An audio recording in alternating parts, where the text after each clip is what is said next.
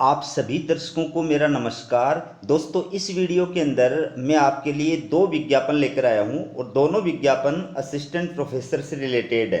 पहला जो विज्ञापन है वो देखिए, सरोजिनी नायडू शासकीय कन्या स्नातकोत्तर महाविद्यालय, इसके द्वारा ये विज्ञापन जो है वो जारी किया गया है।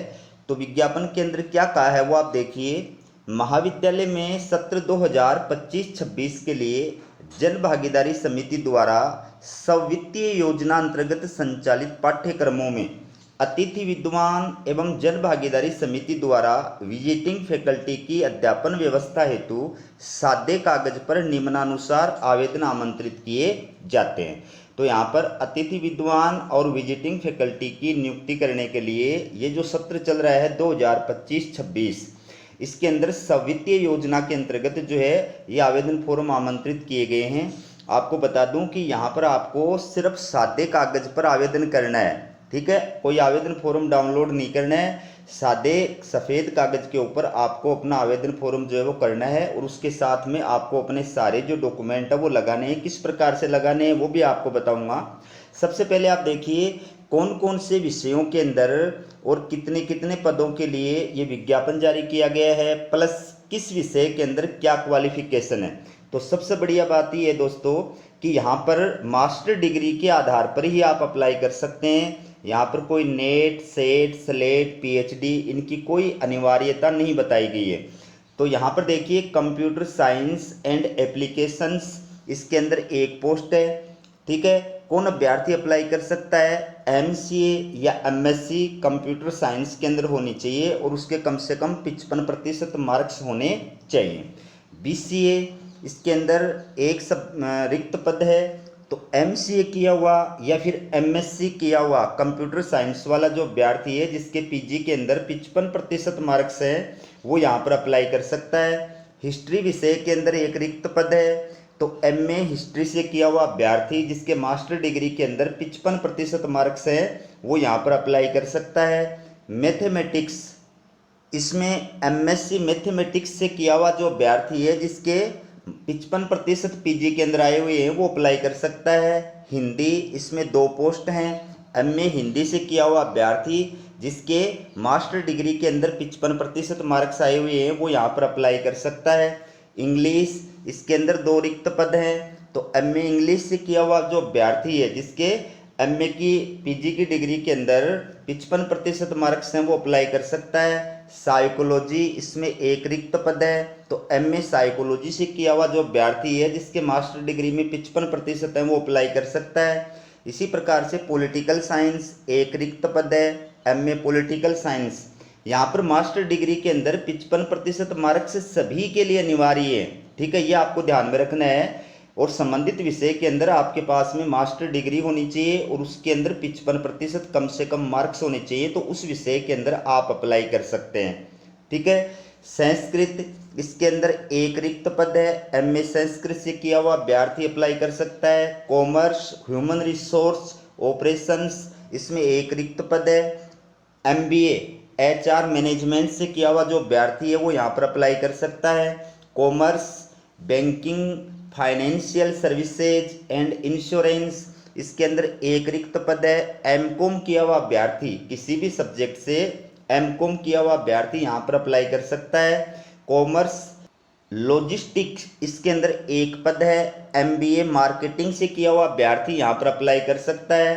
कॉमर्स, इसमें एक रिक्त पद है। एमकॉम किया हुआ किसी भी विषय से, बीए, बीएडम है, ईएफएम है, ठीक है, एबीएसटी है, किसी भी विषय से अगर आप एमकॉम है और 55% आपके मार्क्स है तो आप यहाँ पर आवेदन कर सकते हैं। फूड एंड न्यूट्रिशन, इसमें तीन रिक्त पद है। तो एमएचएससी एंड एफएन किया हुआ जो अभ्यर्थी वो यहाँ पर अप्लाई कर सकता है। फिजिक्स के अंदर एक रिक्त पद है। एमएससी फिजिक्स वाला अभ्यर्थी अप्लाई कर सकता है। और काउंसलर फीमेल एक है, इसमें MA psychology, PG diploma in guidance and counsellor में किया हुआ जो अभ्यर्थी है वो अप्लाई कर सकता है। तो आवेदन आपको किस प्रकार से करना है देखिए आप डिटेल से। इच्छुक अभ्यर्थी समस्त सुसंगत प्रमाण पत्रों की 100 प्रमाणित यानी सेल्फ अटेस्टेड फोटोकॉपी सहित A4 साइज के कागज पर आवेदन विज्ञापन प्रकाशन की तिथि से 10 कार्य दिवसों में महाविद्यालय कार्यालय में समस्त प्रमाण पत्रों की 100 प्रमाणित प्रतियों सहित A4 साइज के कागज पर आवेदन महाविद्यालय कार्यालय में कार्यालयीन समय में जमा करें। निर्धारित अवधि के पश्चात प्राप्त आवेदन पत्रों पर विचार नहीं किया जाएगा। तो विज्ञापन प्रकाशित होने के 10 दिन के अंदर अंदर आपको आवेदन करना है। कागज का साइज A4 होना चाहिए, उस पर आपको जो है आवेदन करना है। और उसके साथ में अपने सारे जो डॉक्यूमेंट हैं, जिसमें आपके शैक्षणिक डॉक्यूमेंट के अंदर आपके मार्कशीट आ जाती है, सर्टिफिकेट आ जाते हैं, डिग्री आ जाती है, ठीक है। और इसके अलावा अगर आप नेट सेट स्लेट क्वालिफाइड हैं तो आप उनकी सेल्फ अटेस्टेड कॉपी लगाएं, नहीं है तो कोई दिक्कत नहीं है। PhD क्वालिफाइड है तो सेल्फ अटेस्टेड फोटोकॉपी लगाएं उपाधि की, नहीं है तो कोई दिक्कत नहीं है, ठीक है। आरक्षित कैटेगरी के अभ्यर्थी उनको अपना कास्ट सर्टिफिकेट उसकी सेल्फ अटेस्टेड फोटोकॉपी लगानी है। और जो मध्य प्रदेश राज्य के मूल निवासी अभ्यर्थी हैं उनको अपना मूल निवास प्रमाण पत्र उसकी सेल्फ अटेस्टेड फोटोकॉपी लगानी है, ठीक है। इसके बाद में यदि अभ्यर्थी 2 पाठ्यक्रमों हेतु आवेदन देना चाहता है तो इस हेतु अलग अलग आवेदन करना होगा। यानी अगर आप एक से अधिक विषय के लिए आवेदन करने जा रहे हैं तो आपको अलग अलग विषय के लिए अलग अलग आवेदन करना होगा, ठीक है। फिर तीसरे नंबर पॉइंट में क्या कहा है, अनुसूचित जाति, अनुसूचित जनजाति, अन्य पिछड़ा वर्ग अभ्यर्थियों के लिए नियमानुसार छूट रहेगी। अन्य पिछड़ा वर्ग के अभ्यर्थी आवेदन के साथ नवीनतम आय प्रमाण पत्र आवेदन के साथ ही आवश्यक रूप से जमा करें। तो जो मध्य प्रदेश के अंदर आरक्षित कैटेगरी के अभ्यर्थी हैं उनको छूट दी गई है।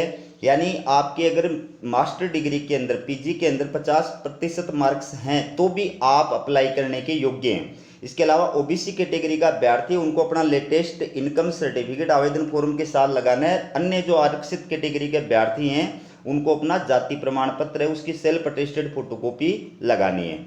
फिर है प्रत्याशी अपने आवेदन पत्र में फोटो सहित पूर्ण विवरण दें। संपर्क हेतु अपना डाक का पता और मोबाइल नंबर अवश्य लिखें। आवश्यक प्रमाण पत्रों की सत्यापित प्रतिलिपि आवेदन के साथ नहीं लगाने पर संबंधित अधिभार नहीं जोड़ा जाएगा। आपका API जो है वो नहीं जोड़ा जाएगा अगर आप कोई भी डॉक्यूमेंट्स नहीं लगाते हैं या अधूरे डॉक्यूमेंट्स लगाते हैं।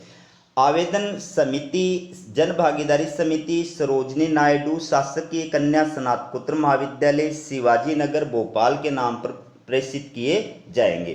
तो ये आपको अपने आवेदन फॉर्म के ऊपर एड्रेस लिखना है। आवेदन फॉर्म को उसके सारे डॉक्यूमेंट्स को आप एक बड़े लिफाफे में डालेंगे और लिफाफे के ऊपर आपको क्या लिखना है, जिस विषय के लिए आप अप्लाई कर रहे हैं उस विषय का नाम लिखेंगे, ठीक है। जैसे अतिथि विद्वान के लिए अप्लाई कर रहे हैं तो उसके लिए, विजिटिंग फैकल्टी के लिए अप्लाई कर रहे हैं तो उसके लिए, फिर नीचे विषय का नाम और उसके नीचे ये जो एड्रेस दिया गया है ये एड्रेस आपको लिखना है। और उसके बराबर में बाईं साइड के अंदर आपको अपना एड्रेस लिखना है, ठीक है। आप चाहे तो डाक के माध्यम से भेज सकते हैं, आप चाहे तो बाई हैंड जाकर के भी जमा करा सकते हैं।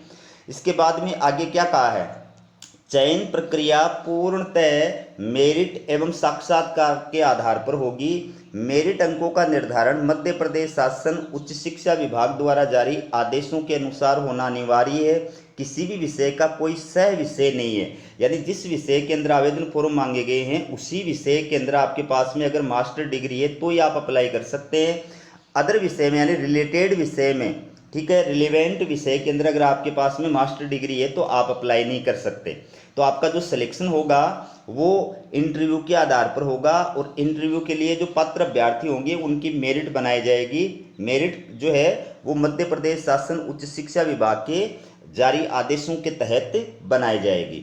महाविद्यालय की जन भागीदारी समिति को चयन प्रक्रिया निरस्त करने अथवा आंशिक संशोधन करने का अधिकार होगा। अतिथि विद्वानों द्वारा किए गए पठन पाठन कार्य का मूल्यांकन गोपनीय रूप से संबंधित विद्यार्थियों द्वारा करवाया जाएगा, जिसके आधार पर उन्हें हटाया भी जा सकेगा। साथ ही प्रतिकूल आचरण होने पर उन्हें हटाया जा सकेगा। इसका उपयोग अगले वर्ष में चयन प्रक्रिया में नहीं किया जाएगा। तो ये आपको विशेष ध्यान रखना है कि अगर आपका कार्य व्यवहार और आचरण संतोषजनक नहीं है तो फिर आपको हटा भी दिया जा सकता है और अगली बार विज्ञापन जारी होगा उसमें आप आवेदन करने के लिए अपात्र भी घोषित किए जा सकते हैं। फिर उपरोक्त सभी किसी भी हैसियत से महाविद्यालय स्थापना के अंतर्गत नहीं माने जाएंगे और न ही लोक सेवक की विधि निहित परिभाषा के अंतर्गत लोक सेवक माने जाएंगे। अतिथि विद्वान प्रतिदिन अधिकतम 4 व्याख्यान ले सकेंगे। आपको एक दिन के अंदर सिर्फ 4 कालांश प्रदान किए जाएंगे। उन्हें जन भागीदारी समिति द्वारा स्वीकृत प्रति व्याख्यान हेतु निर्धारित मानदेय प्रदान किया जाएगा। अतिथि विद्वानों की संख्या बिना किसी पूर्व सूचना के परिवर्तित की जा सकती है। विजिटिंग फैकल्टी एवं परामर्शदाता का मानदेय जन भागीदारी समिति द्वारा स्वीकृत देय होगा। अतिथि विद्वान को महाविद्यालय के शैक्षणिक एवं गैर शैक्षणिक कार्यों में सहभागिता करनी होगी। दोस्तों ये आप देखिए दूसरा विज्ञापन पंडित खुशीलाल शर्मा शासकीय आयुर्वेद महाविद्यालय एवं संस्थान, ठीक है। ये है साइंस हिल्स मैनिट के पीछे कोलार नेहरू नगर रोड भोपाल। इसके द्वारा ये विज्ञप्ति जारी की गई है। तो इसमें अंशकालीन आधार पर अतिथि अध्यापक पद पर अनुबंध हेतु जो ये विज्ञप्ति जारी की गई है, इसमें क्या कहा है, पंडित खुशीलाल शर्मा शासकीय स्वशासी आयुर्वेद महाविद्यालय एवं संस्थान भोपाल में अंशकालीन आधार पर स्टेटिशियन एवं संस्कृत अतिथि अध्यापक के पद हेतु आवेदन आमंत्रित किए जा रहे हैं। बायोडाटा एवं शैक्षणिक दस्तावेजों की अभिप्रमाणित सत्यापित छाया प्रतियों के साथ आवेदन प्रस्तुत करने की अंतिम दिनांक 19 अगस्त 2025 है। तो ये दोनों जो विषय हैं या दोनों जो पदनाम हैं उनके लिए क्वालिफिकेशन क्या बताई गई है। ये जो पदनाम है इसके लिए क्वालिफिकेशन देखिए, स्टैटिक्स अथवा मैथ में मान्यता प्राप्त विश्वविद्यालय से स्नातकोत्तर उपाधि, एमएससी स्टैटिक्स को प्राथमिकता दी जाएगी।